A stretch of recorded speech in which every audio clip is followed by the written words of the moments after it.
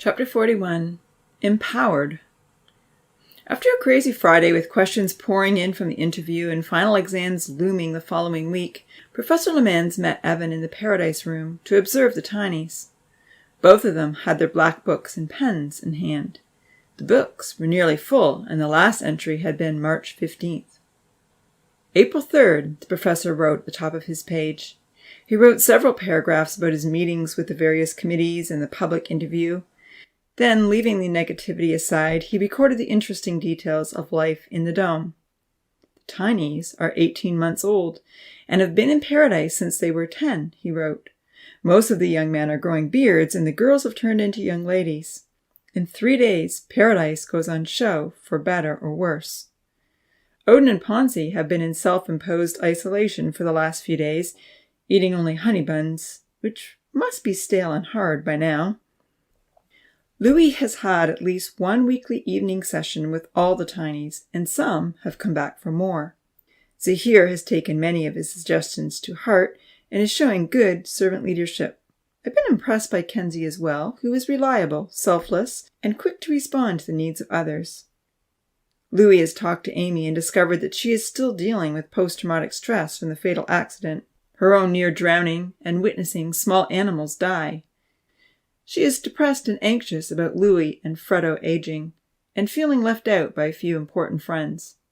Sadly, she is withdrawn from some social activities she once enjoyed. However, Louis put her with a new group of friends to build the solar ovens, and this seems to be helping. She seems happier since her evening session with Louis, and has taken the initiative to encourage and help others in true leadership form. The xylophone is now in working order and is a musical success. However, it failed to accomplish its secondary mission, and may have actually added to Amy's perception that she has been excluded. Mango tree production has gone well, and so far no one has been frightened by the bats. There is still no animal reproduction. A lot of digging has taken place on Mining Hill, but no one has found the real treasure, and it seems to have been forgotten. Honey buns have been restricted to 1 each, and I hope there will be a reduction in unnecessary weight gain soon. Louis tried to instigate a calisthenics program before school, but only a few participate. Swimming before breakfast has become more popular. Damien and Lima are leading this activity. Vanitha, Santa, Tina, Yuyan, Georgia, and even Dia occasionally come. Finally, some of them are using up their wad of tickets from the Beach Boys. The instructors seem to have more patience with the girls. Unfortunately, they've made the other guys feel like fools when they've attempted to learn. The tinies have been asking for flying machines ever since the gigantic butterflies. I'm researching paragliding kits and assessing the risk. Evan has given up on his investigation of what caused the moths and butterflies to grow rapidly. Fish egg experiments have been carried out at every level of radiation without any success. The original mutations for miniaturization were done at the single-cell stage where I could control the DNA of the organism. I know that it's impossible for DNA to revert back to its natural state once an organism is fully formed. Aside from the sunflower and butterfly anomalies, gamma radiation has not affected any other developing insects or plants. The unusual growth we witnessed in the 2 miniaturized species may always remain a mystery. Cats now have bell collars to keep them from killing birds and rodents. This is helping. Apparently, Ripple is still collar-free and has avoided capture. I'm concerned she's gone feral. Amy attempted to add to my rules and provoked a heated debate among the tinies. Some preferred the elaborated version, while others wanted to keep the rules as simple as possible. I'm quite surprised that any preferred the elaborated version. Nancy and Louis have traded home so that Louis can guard the store. Suddenly, Evan whispered, "Look who I see." Following his gaze, the professor caught sight of Odin and Ponzi reappearing from their hideout in the forest. Everyone else was sitting outside the store eating fried fish, baked potatoes, and a lavish salad. In a moment, the other teens alerted Louis, and he headed toward the returning offenders. "What's up, guys?" he inquired. "Well, we are getting a little hungry," Ponzi admitted, rubbing his narrow abdomen with a painful look on his face. "What's required for us to be proper members of Paradise again?" Odin asked with impudence. Uncle Louis folded his arms across his chest, resting on his protruding belly. "First of all, There needs to be a sincere apology to Nancy, he stated. Right, apology, Odin nodded. Yeah, we could probably do that. Turning around immediately, Odin walked over to Nancy, who still had bruising on her face and a large scar. Ponzi followed. Odin extended his grubby hand. Nancy was hesitant to take it. Odin gave up trying to shake hands. I'm sorry for getting violent, he confessed rather insincerely. Had you held the door open? Uncle Louis stopped him short. Odin, he said loudly, that is not an apology. You can't put the blame on Nancy. She was not the one in the wrong. You were. Oh, yeah, I guess that's right, Odin admitted grudgingly. I'm sorry, Nancy. I should not have hit you. Please forgive me. And you stole, Nancy reminded him harshly. Right. I shouldn't have stolen all those delicious raspberry honey buns either, and if I knew how fast they would become hard as rocks, I likely wouldn't have taken so many. Ponzi stepped forward. I'm sorry, Nancy, he said, sounding much more sincere. I'm sorry for stealing and that we hurt you. I won't do it again. Nancy had not acknowledged Odin's feigned confession, but she was responsive to Ponzi. Thank you, she said, looking at him. I accept your apology, Ponzi. And from now on, Uncle Louis added, speaking to Odin and Ponzi, it will be your duty to always take the compost out to the pile and clean up the scrap pots. Really? The compost? Ponzi complained, wrinkling his nose. That's so disgusting. Oh, that's just the start, Uncle Louis said firmly. For the next 2 weeks, every day after lunch and until dinner time, you will be building with rocks. You promised the girls an outdoor patio, and Rainbow Hill also needs a staircase. I will personally oversee that these projects are completed. Odin and Ponzi's eyes bulged out and their mouths dropped open. But that's nap time, Odin protested. I don't work in the afternoons. Nap time is over for the next 2 weeks, Uncle Louis informed them. Get more sleep at night. He glanced over at the pile of rocks still lying beside the store that had been traded for honey buns. The rocks have already been mined, he stated calmly, so we'll have an easy start. What? Odin retorted. How is that easy? Are you going to help us carry those rocks up the hill? Oh no, Uncle Louis laughed. I'm too old for that kind of work. The young men looked at one another in dismay. And what if we don't show up for work? Odin protested. It's very simple, Uncle Louis smiled. No work, no food. And since I'm now sleeping in the store, it will be a lot harder to steal supplies. On the other side of the dome, Evan looked over at the professor and they both shared a quiet chuckle. The professor noted the details in his book under the heading, A New Experiment for the Grumblers. So who is going to bring us orange juice? Odin demanded, looking over at the girls sitting by the store. No one offered. Orange juice is a special treat, Uncle Louis told him. If you do a great job on the patios, then maybe someone will feel inclined to bring you refreshments. But the Beach Boys got orange juice. That was because one generous person offered to provide, Uncle Louis reminded him. Lily put up her hand. I'll bring the orange juice, she said, smiling at Ponzi. Ponzi smiled back. Still angry, Odin inquired proudly, Can we have dinner now? Have you done any work yet? Uncle Louis reminded him. We're too hungry to work, Odin complained. Sorry, Uncle Louis replied, repeating, No work, no food. Professor Lemans remarked wryly, I dare say, Louis is enjoying himself. Evan chuckled. I think you've empowered the teacher. It's about time those two had consequences placed on their actions. Louis has come up with an appropriate hard labor plan. Looking up quickly at Evan, Professor Lemans wrote the word, empowered. Then he added, Louis gives fair consequences and feels empowered. Let's hope the ethics committee doesn't think up a hard labor plan for me. Ponzi was miserably rubbing his belly. What do we have to do for dinner? He asked. With a smile, Uncle Louis said, Once you've carried all of these rocks up the hill, you can have dinner. You won't even need to bring anything to trade. All the rocks! The troublemakers protested wearily, gazing up at Rainbow Hill in the distance. That will take hours, Odin whined. But Uncle Louis wasn't giving in.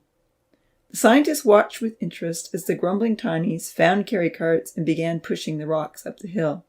Lily ran into the store to squeeze some orange juice.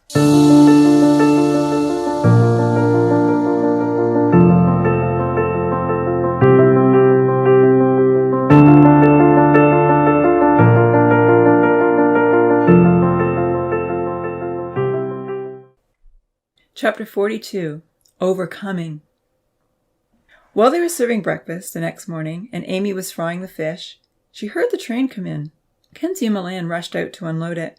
She was just about to help herself to a honey bun, having given the daily quota to everyone else, when she heard a strange noise. A high-pitched squeal was sounding outside. No one had ever heard anything like it. Running out the door, Amy saw flashing lights in the train. Everyone else was gathering around to see what was going on. "Odin's in there!" Damien called out. "I just saw his head." "He's on the train?" Franz laughed. "Are you serious?"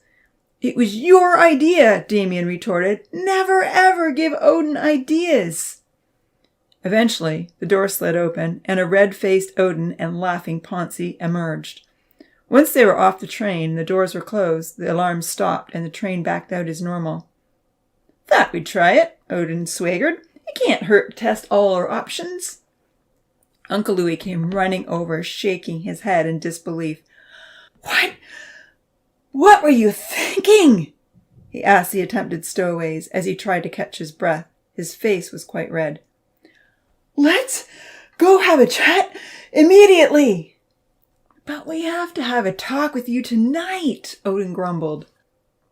"Obviously, you need more talks than you're getting," Uncle Louis retorted, still panting heavily. "I don't understand what goes through your heads." "Not much," Lima scoffed, and everyone laughed. And so, the morning began with an hour delay, as Uncle Louis had an emergency session with his most tutored, but still unresponsive students. As Amy walked to the gardens later that afternoon to get the carry cart of vegetables, she hummed a little melody. Odin and Ponzi had begun her patio, having worked on it all day after the failed train escape, and it was looking great. Uncle Louis was keeping them under careful supervision, especially since he'd heard from Zahir and the professor about Odin's intentions to break free. Passing by the farmland, 2 fluffy sheep glanced up at Amy as they munched on grass. She tried to imagine how they would look once Kenzie cut off all their wool. Will they look like they got a great haircut, she wondered, or will they look naked? And how will Vanitha make it into rugs? Bojo ran across the path with his nose to the ground. Obsessed, he followed some scent into the garden, and suddenly she heard a loud meow. Looking up in the direction of the sound, she saw Ripple. No one had seen Ripple since the collars had been put on the cats. The orange cat was still without a collar, and she was hissing at Bojo. Charlie and Santa were picking the tomatoes for the salad. "There's Ripple!" Amy called out. "She's in the garden. Who has her collar?" "Nancy does," Charlie told her. "I'll see if I can catch her, and we'll lock her up in the shed." While Santa loaded Amy's cart with vegetables, Amy and Charlie charged into the garden to catch Ripple. However, they came out empty-handed. Ripple had disappeared once again. Having finished loading Amy's newly built carry cart, Santa called out merrily, "See you when surfing is over." Charlie shook his head unhappily as Santa ran off. "I know how it feels," Amy said softly to Charlie as they continued to hunt for the cat through tomato vines and under cucumber leaves. "It's really hard to share special friends." "It is," Charlie shrugged, looking all around the shed for the orange-striped cat, yet in vain. He turned back to Amy. "I wish I could dance," he lamented, "and surf and sing crazy songs, but that's just not me." Amy nodded slowly. She remembered how Uncle Louis had reminded her who she was when she was feeling down. "But you keep all the gardens looking amazing and provide food for everyone to eat," she encouraged. "You know so much, and the farm animals love you. That's what I admire about you. Don't try to be someone else." "Thanks," Charlie smiled sadly, picking up Bojo for a cuddle. "Santa used to say the same. Now all she talks about is the stuff she does with Lima." Wandering through the flower gardens, they searched for the orange-striped tabby while Bojo ran ahead with his nose to the ground. They discovered a rabbit under the dahlias, but not a cat. "I need to go help with dinner," Amy said finally, heading toward her cart. "There's a lot to do." Charlie nodded. "I'll keep an eye out for Ripple," he promised. "If I find her, I'll make sure she gets a collar." "Thank you, Charlie," Amy called out. She took the handles of her new cart and headed to the store. It was a bigger cart, and it steered well. 6 more weeks of honey buns would fulfill her trade with Kenzie and Vahid. Freddo was lying in the sun along the side of the stone pathway. Amy was surprised he had wandered down the hill. Bending over, she ruffled his fur. Dozing in the warmth, he moaned, licked her hand, and closed his eyes. "You don't usually sleep here, Freddo," she murmured, stroking his head kindly. "You look all tired out, you poor old dog. Either that or you're just loving the warm sunshine." Freddo's tail flopped a few times, but he didn't get up. It was easy to tell he was enjoying his sleep. He certainly wasn't in the mood to follow her to the store. She met Tina, Kenzie, and Vahid near the store. "You should come go-karting with us tonight," Tina suggested. "It's so fun." With a deep sigh, Amy admitted, "It brings back a lot of bad memories for me. I haven't actually gone down the hill since the accident." "That was a terrible accident," Kenzie acknowledged. "Since then, a lot of us have made our go-kart safer. Mine steers really well. If you want, you can take a ride with me." Amy hesitated.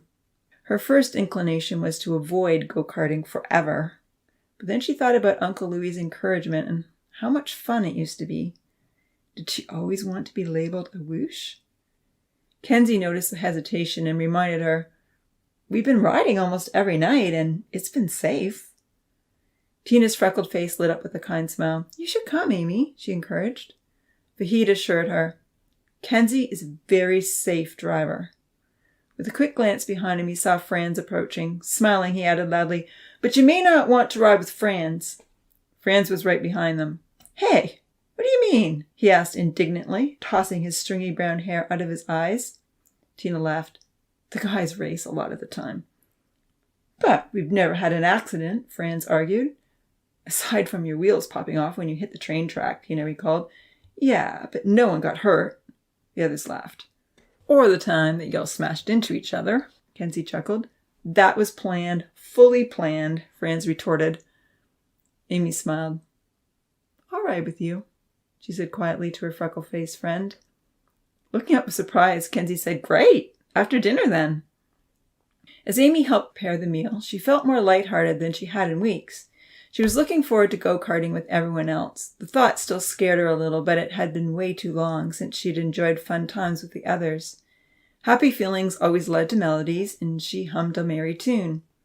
"Kenzie is a safe driver," she told herself, chopping apples.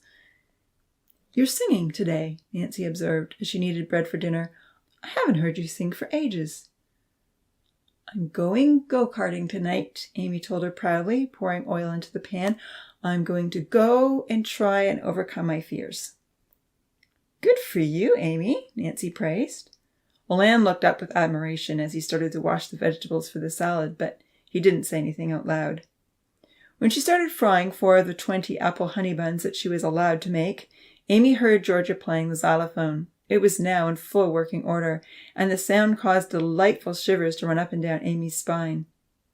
"That's a really pretty tune," she heard Zahir say outside the deck. "What if we tried this at the end?" She listened carefully as Zahir tried out a different ending. Amy loved it. "I'm not sure it fits," Georgia said, unimpressed. "What about this?" And Georgia added a little extra to the song. Amy thought Zahir's attempt was better, but Zahir didn't say anything. He simply added a flourish to Georgia's melody. "I like mine the way that it is," Georgia stated disagreeably. "You're not the only musician, you know." "Of course not," Zahir responded with a slight laugh. "Your song is beautiful, Georgia. Keep it the way it is." "Thank you," she replied. In a kinder tone of voice, she assured him, "I still love you." "I love you too," he murmured. Taking out the first batch of honey buns, Amy mumbled defensively, "Zahir may not be the only musician, but he's definitely the best." Nancy and Milan looked over at her with curious glances, but neither one replied. For the next hour, as the kitchen staff prepared the food, they were well entertained with beautiful xylophone music, as various tunes were tried and some turned into full-length pieces. The 2 songwriters didn't always agree, and Amy felt Georgia was rather hard on Zahir, but once the melodies got established outside the thin kitchen walls, she hummed along. "Wow, working in the kitchen has never been so enjoyable," Nancy commented. "All this music to give us joy." The sun was still shining brightly when dinner was over. Amy cleaned up quickly and ran outside. She saw Uncle Louis standing on Mining Hill, supervising Odin and Poncy as they mined stones for the next patio. Pushing the carry cart quickly up Rainbow Hill, Amy said hello to all the animals, patted the deer, and then left her furry friends to help themselves. Fredo didn't show up, but Amy assumed he was sleeping. She didn't have time to look for him. Eagerly she ran to join the other teenagers. Kenzie was halfway down the hill, racing Zahir as she approached nervously. Emma and Rusty were on either side of the carts, chasing them down. Everyone was cheering for their favorite, and the two young men were laughing. They made it safely to the tracks and stopped without incident. Amy waited to walk up the hill with Kenzie. He and Zahir were coming toward her, pulling their go-karts behind them. Georgia caught up to them. With a pleasant smile on his dark face, Zahir called out, "Hey, Amy, I hear you go-karting tonight." Before she could answer, Kenzie replied, "I told her I'd drive safely, so no more racing for me." Zahir nodded. "Way to go," he encouraged the copper-haired girl. "But won't all the animals be expecting you?" Georgia asked. "I took them their food already," Amy assured her. "They'll only miss the cuddles." Zahir looped the rope over his shoulder as he and Georgia raced to the top. Amy followed her pale-skinned friend up the hill. Watching everyone else race down with their revamped carts, she remembered the thrill of speed, the wind in her face, the air rushing past. But then the voice of defeat chimed in. "But I killed someone on this hill," she fretted, just like she had hundreds of times since the accident. "But I didn't mean to," she argued back, "and the bump is gone. I'm not going to drive." "What if you hurt someone else? How will you ever live with yourself?" "Uncle Louis shares my guilt," she recalled as she trudged upwards. "Even the professor blames himself for the bump, and now the bump is gone. Kenzie and Zahir took it away. No one else has been hurt." Still, Amy's hands were sweaty, and she felt like she had a rock inside her stomach when they reached the top. Unresolved guilt lay heavy on her shoulders. Zahir and Georgia climbed into their cart and darted down. She saw Vahid shyly offer Tina a ride. The tall, thin girl accepted with a pleased look on her face. Damien and Vinitha had reached the top. "Hey, Amy!" the blonde surfer called out. "This is good! You're getting braver! If you can go-kart again, you can surf again." He chuckled. "I'll be waiting." Amy didn't respond. Her face was very white. Damien and Vinitha watched as Kenzie stepped into the front seat of his bright red go-kart. 2 white stripes ran down the side. Anxiously, Amy slid into the seat behind him. She held on to the sides of the cart tightly. Rusta and Emma appeared, eager for another race. "Are you ready?" Kenzie asked, looking back with a friendly smile. She nodded, and down they went with the dogs running beside them. The wind whipped Amy's long hair all over, and it was hard to see. She gripped the sides of the cart even tighter. They made it safely to the bottom, not quite to the tracks, but certainly close. "Want to do it again?" Kenzie laughed. Breathlessly, Amy nodded. Tying her copper-brown hair into a bun, she was better prepared. They walked up and rode down again. And again. And again. After those few runs, Amy managed to relax and thoroughly enjoy herself. Many of her old friends encouraged her. She was delighted to feel part of the group again and have overcome her fears. She thanked Kenzie gratefully. As the sun began to set in the sky, she followed her friend up the hill, anticipating another ride. Zahir caught up to them. "I won't race this time," he promised Amy, "if you'll take a turn with me." He looked over at Kenzie. "Are you okay with that?" "Sure," Kenzie agreed with a shrug. Amy accepted the offer happily. She looked for Georgia and saw that she was riding with Damien. Vinitha was standing alone, so Kenzie suggested she come with him. Reaching the top, Zahir positioned the go-kart and then motioned for Amy to sit in the back. It had been a long time since Zahir had asked her to do something with him. Hopping in, Amy was thrilled to ride down the hill with her old friend. Zahir didn't go too fast or too far. It was just a fun ride. "Want to go again?" he asked when they came to a stop. "That was so fun," Amy exclaimed, climbing out of the cart. "I'd love another ride." When they reached the top of the hill, Zahir positioned the cart and suddenly slipped into the back seat. "Oh no, I'm not driving," she protested. "I trust you," he said with a kind smile. "You'll be fine. You used to love driving." "Aren't you afraid that I'll hurt you?" she pleaded. "No, not at all," Zahir said. "I want you to drive." For a long moment, Amy looked at Zahir anxiously, but he wasn't moving from the back. His bright blue eyes shone with assurance. In her mind, Amy struggled with old fears, but she knew that she didn't want to be a whoosh. She didn't want to be a wave that fizzled out before it gained intensity, a disappointment to all the surfers, or her best friends. She didn't want to keep giving up before she had learned to do something well. Still smiling, Zahir spoke gently. "You can do it, Amy. There's no more bump. It's gone. You'll be fine." Energized by his quiet confidence, she slowly climbed in and took a deep breath. They started moving down the hill. The go-kart steered well, and the hill was smooth. The breeze blew over Amy's face and whipped back one strand of wavy hair that hadn't stayed tied up. A smile broke out on her face. As they rushed down the hill quickly, she turned the steering wheel to head towards the tracks, and the go-kart obeyed perfectly. They weren't going fast enough to make it all the way, but Amy felt very happy when they reached the bottom of the hill.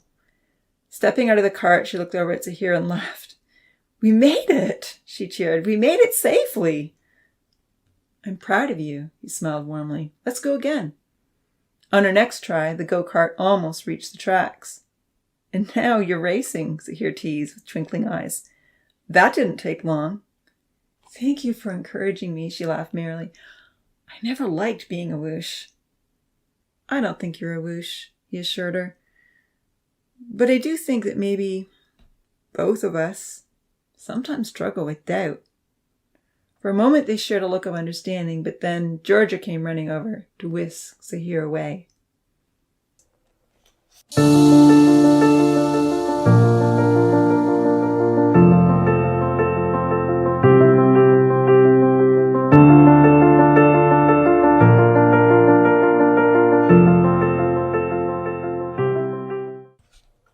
Chapter 43. Heavy Losses. It was too dark to see clearly, so everyone took their carts back to the forest. Georgia and Zahir walked ahead of the others. As everyone trooped home, laughing about silly things that had happened, Amy suddenly heard Zahir shout, "Fredo! No, not Fredo!" Everyone ran over. Zahir was bent over his pet in the very same place that Amy had last patted the sleepy old dog.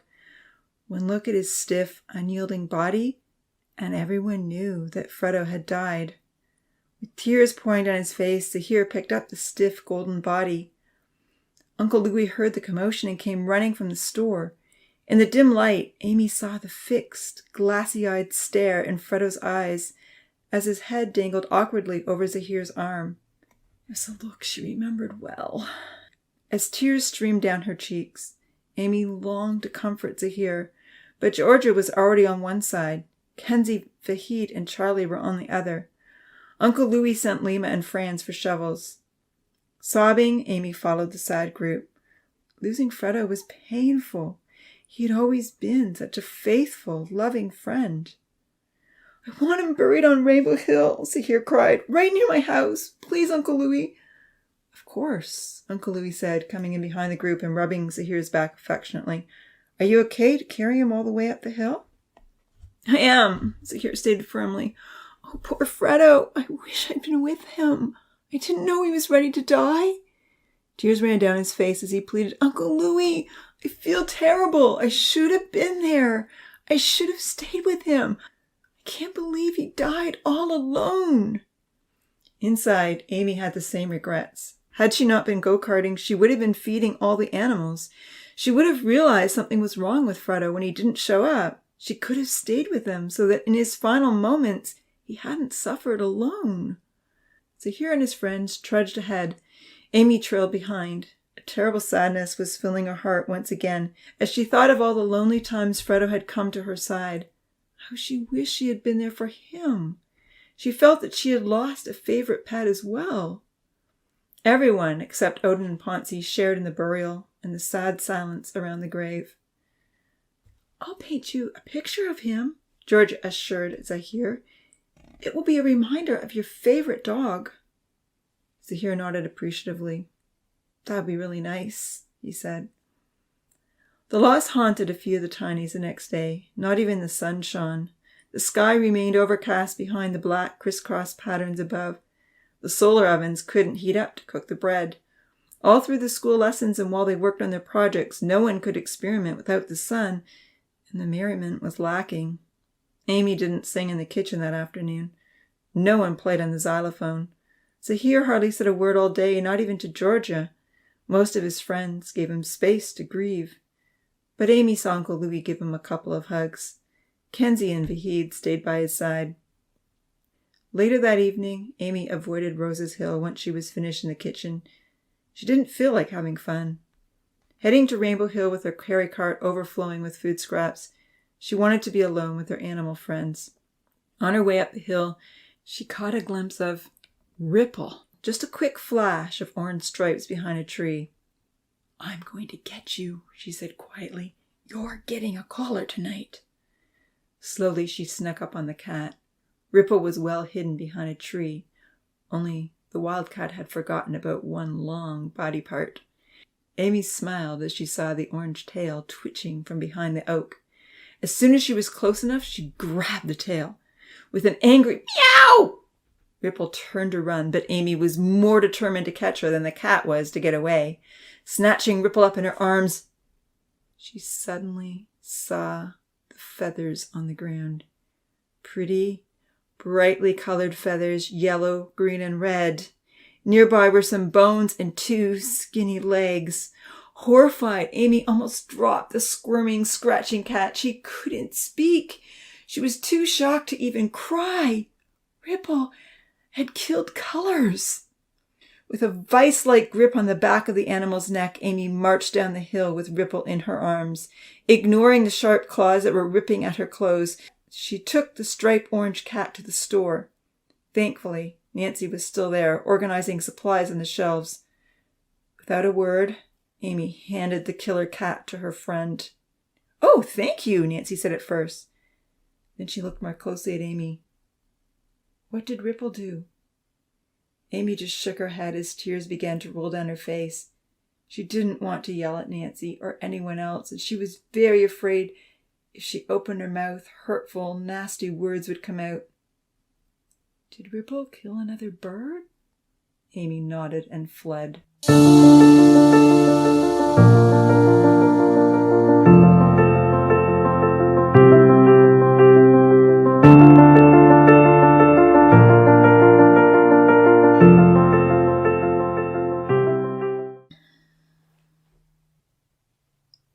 Chapter 44. The Sad Song.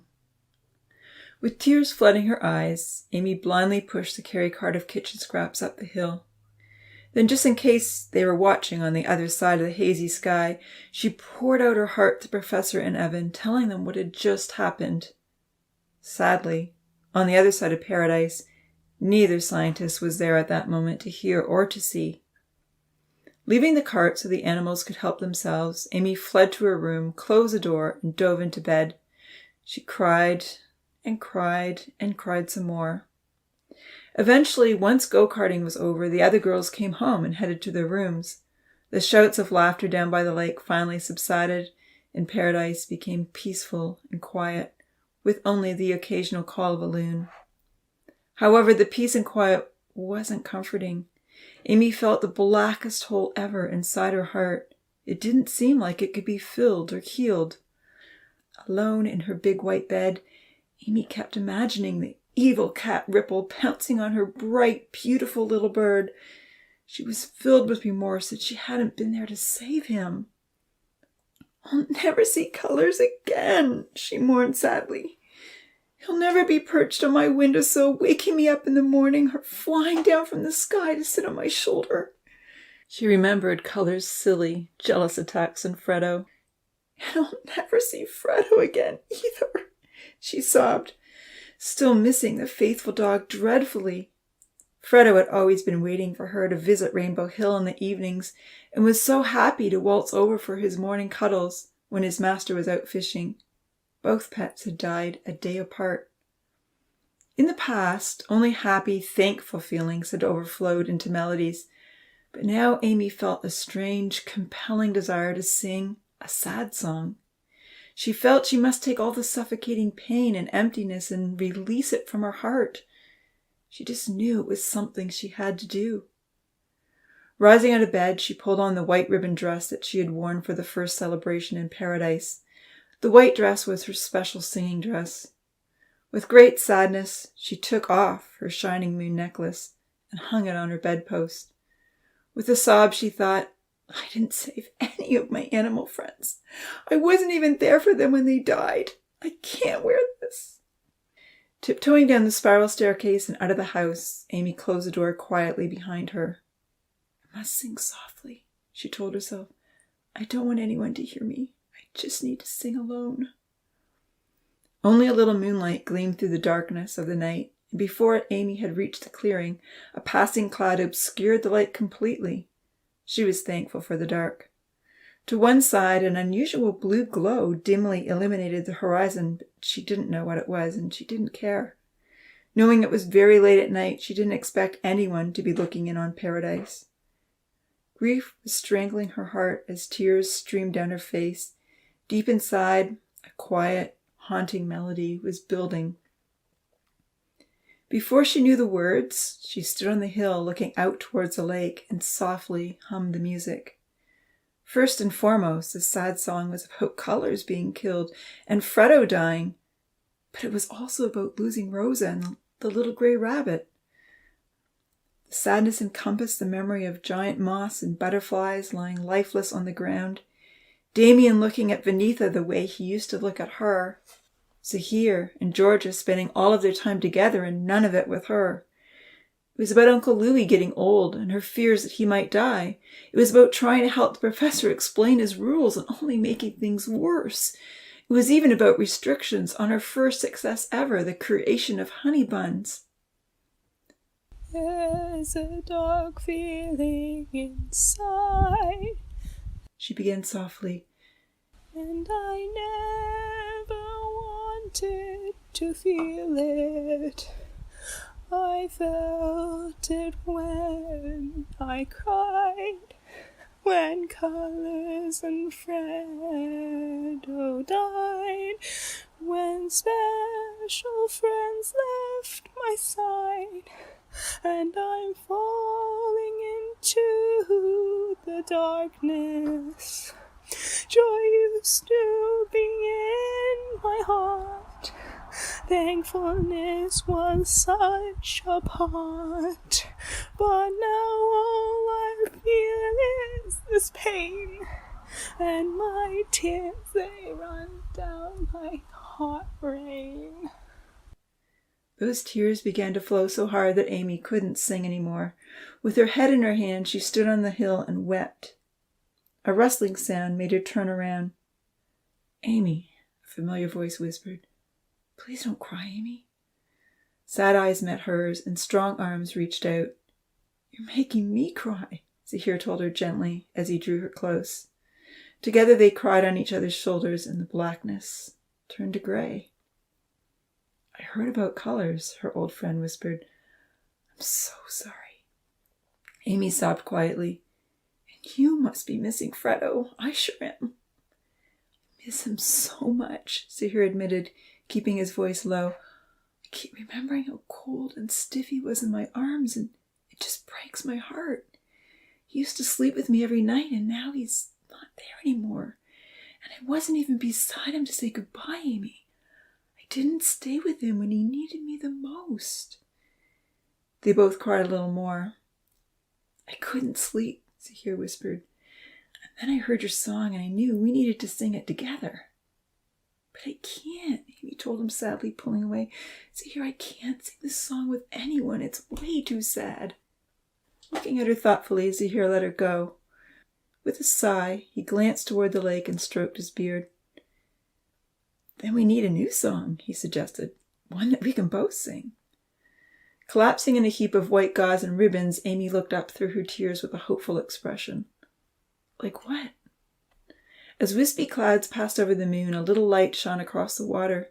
Standing on the hill, still gazing out over paradise, Zahir began humming a melody that was soft and gentle, but had a sweet, uplifting tone. That's pretty, Amy encouraged. After a few minutes of humming, Zahir turned around and sang quietly, Sometimes when I'm sad, when I'm feeling bad, when I can't find glad, I need not to doubt, I need to reach out, I need to turn around and find a special friend. Reaching out his hand, he pulled Amy to her feet. His kind smile was such a welcome sight. She remembered how much she loved Zahir's smile, especially when he smiled at her. Can you sing with me? He asked. Amy nodded. Still holding his hand, she sang the song softly, an octave higher than his. The sound of their voices harmonizing together stirred old feelings and happy memories of the times they had sung together as children, simple though the songs had been. Singing the words a few times together and keeping their voices low, they reached the last line on the third round. Managing to smile, Amy sang along. I need to turn around and find a special friend. Zahir began trailing off as though the song was over, but Amy wasn't finished. She reached out for his other hand and looked up at him gratefully. Because that's how I know my heart will mend. Zahir laughed quietly and pulled her close. For a few more moments they stood together and Amy savored Zahir's warm embrace. It was the best hug ever. The black heaviness lifted. Are you okay now? I'm so much better, she assured him quietly. Thank you, Zahir. I've missed singing with you. She lifted the shining moon ornament that hung from his gold chain. You rescued me, she said. He laughed softly. Glad to hear it. I feel better too, he sighed. Thanks for singing with me. And thanks for your beautiful card. It meant a lot. As he stepped back, he whispered, I love you, Amy. For a moment, Amy was transfixed. She didn't know what to say. Love was a strong word. Aside from Uncle Louis, no Tiny had ever said that to her before. Looking at Zahir in astonishment, a tinge of fear crept into her heart. She knew it would break the rule to say, I love you, back. Suddenly, she realized she had broken the rule by hugging Zahir. She stared in astonishment, and then she began to doubt Zahir really meant those precious words when he spent all his time with Georgia. Uncertain what she should do or say, the anxious thoughts passed over her face. She felt she needed to get away before she made things worse. Taking a few steps toward the mansion, she waved goodbye. Thank you, she said nervously. Good night, Zahir. With a puzzled frown, Zahir hesitated. He looked as though he had something more to say, but then he changed his mind. Turning around, he trudged back into the shadowy forest. Amy didn't see his shoulders slump or his head bow down. Looking up at her dark house, the girl in the long white dress decided she wasn't ready to go back in. While she had been unsure how to reply to Zahir and was nervous about breaking the rule, light and joy were chasing all her shadows away. She wanted to stay out there on the clearing, even if it was only in the faint light of the moon. Sitting down on the hill, Amy looked out over the peaceful view. Hugs are truly the best, she thought with a smile. They take the pain away. I thought I wanted to be all alone, but really, I needed a special friend. I'm so thankful for Zahir. I love Zahir more than anyone else. And oh, I wish I could tell him.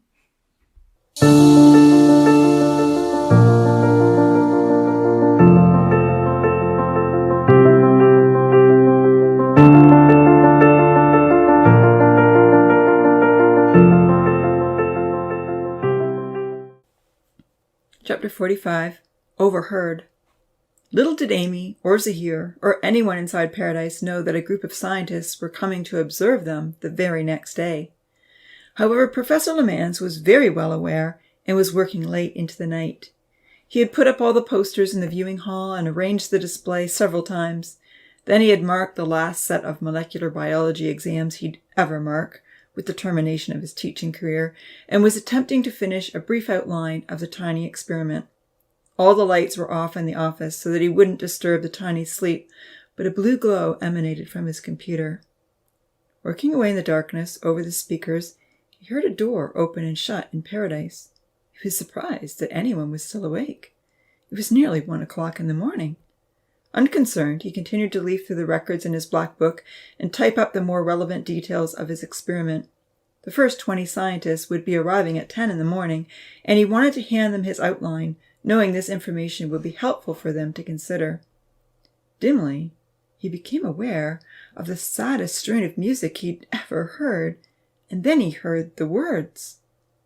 There's a dark feeling inside, and I never wanted to feel it. It was unmistakably Amy. He hadn't heard her sing for months. The professor whirled around in his chair and rushed over to the dome. Standing on Rainbow Hill, in the beautiful white flowing dress that was one of his favorite purchases at the fairy petal shop, was his beloved girl.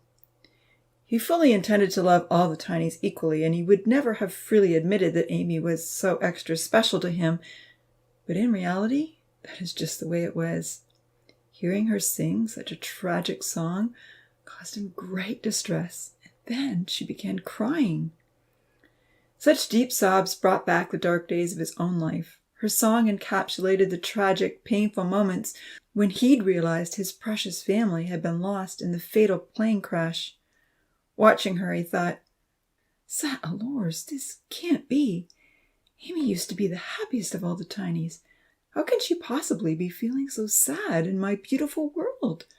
I thought she was getting over all these heartbreaks." Watching Amy sob all alone on the hill was agonizing for the professor. He longed to reach out to her, to tell her that he loved her, to ease her suffering. But there was no way for him to do so. He pulled out his phone to text Louis, but then he slid it back into his pocket. It's far too late for Louis to still be in the cave, he thought. Surely he'll hear. Pacing back and forth, the professor's heart was breaking with the sobs coming through the speakers. Oh la la, if only I could give that girl a hug, he thought. I'd let her know she's very special to me. I'd tell her it's all going to be okay and that she will feel better in time. He peered in, anticipating that Louis would run out of the store and head across the field to the hill, but no one was responding. Why isn't someone there for her, he thought. Where are her friends? Surely someone cares about her. Faintly, he heard a door open and close. In a few moments, he saw a lanky young man join her on the clearing. When he heard his whisper, he sighed with relief. Zahir, he smiled. He still cares about Amy. This is exactly who needed to come.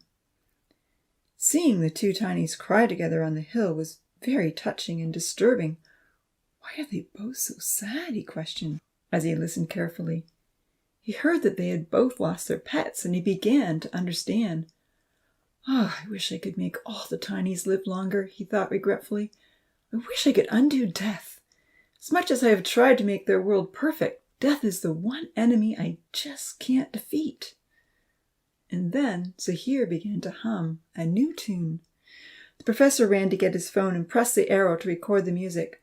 Once the two began singing together, the song was so beautiful that tears welled up in his eyes. I'm not sure who Zahir gets his talent from, the professor thought, but Amy's voice is just as lovely as Wendy's. I could listen to her all day. His wife had often sung around the house and performed beautiful solos in the church choir. As the two ended the song and Zahir headed home, the professor didn't hear the soft parting remark or notice the lack of response. But he was overjoyed to see the two tinies had reconnected. Zahir is so good for my Amy, he smiled happily to himself. Maybe now they'll realize they need to be together. I've been hoping for this. He pondered the matter, thinking, it's too bad that the xylophone had the opposite effect to what I planned.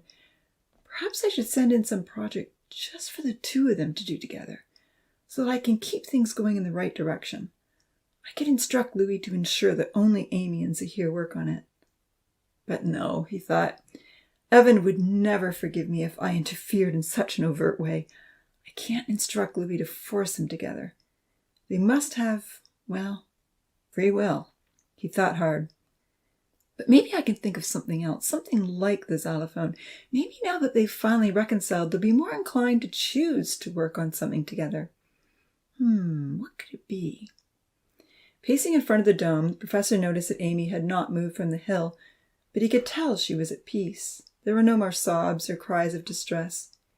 He racked his brain to come up with a new idea, and then he had it. Another thank you celebration, he thought. That's it. Oh la la, they are the singers. They'll have to work on the song. The fact that another celebration would coincide well with all the scientists coming was an added bonus. It would give a positive message that the Tinies were fabulously happy with their existence. Perhaps in time the whole world would hear the song. Quickly the professor texted a message to Louis, even though he was sure he wouldn't get it until the next day or night, and then he returned to his desk to finish up his report. To his surprise, an answer came back from Louis right away. "Will do," Louis had written. Is he still in that cave? He thought in disbelief. Oh la la! What is he researching this late at night? No wonder he didn't hear Amy. It was almost 2 a.m. when the professor closed down his computer and tidied up the papers on his desk. It was time to head home. He texted Louis one more time to see if there would be a response. Sure enough, there was. What are you working on? Jax asked, instigating a video call. Just got carried away with some reading, Louis smiled. Anything interesting? Always, Louis responded. I love learning. Jax chuckled. He knew Louis loved nature shows and touring various places on planet Earth. There was so much to discover on the internet. Anxious to get home and go to sleep before his big day, the professor didn't ask exactly what Louis had been learning, but told him all about the sad song he had witnessed and the wonderful reunion of Amy and Zahir. He was distraught that Amy still struggled with such unhappy feelings, but confident that her happiness would soon be restored. Saying goodbye, he got up, grabbed his keys, and walked over to take one last parting glance at the dome. Amy had fallen asleep on the hill. My poor girl, he thought, shaking his head. He wished that he could pick her up and put her back in her bed. Taking the quick exit in the corner of his office, he walked down the stairs, through the basement, and then up to the other side to the one-way door that led directly into the parking lot. Absent-mindedly, he headed to his car. Do I have my phone? He suddenly asked himself. He patted his lab coat pocket. The phone wasn't there. I must have left it on my desk, he sighed. Turning around with a grumble, he hurried to the main doors of the biome. He would have to go through all the locked doors and corridors to get back in. As time-consuming as that would be, after the mishaps with overheating and the flood, he was determined to ensure his phone was never dead or left behind in the office. Re-entering the biome with his biosphere card, the professor ran through the rainforest jungle, past all the sleeping monkeys, and into the mirrored hall. He couldn't enter the drop floor without the icon on his phone, but the door to the viewing hall opened easily with the card that he always wore around his neck. Running through the viewing hall that would soon be filled with scientists, he came to the locked door into the train supply room. This door required the code, so he quickly punched in 0 suffering 66. Salors! It's not true, he told himself anxiously, as he entered the supply room, ran through the long corridors and in and out of the stationary elevator entrances. Finally, back in the office, he picked up his phone from his desk. The Tinies are still suffering, even in paradise, he admitted to himself. I can't truly say they are any happier than the teenagers in my world. I have 20 scientists coming this morning, and my hypothesis is full of holes. The timing couldn't be worse.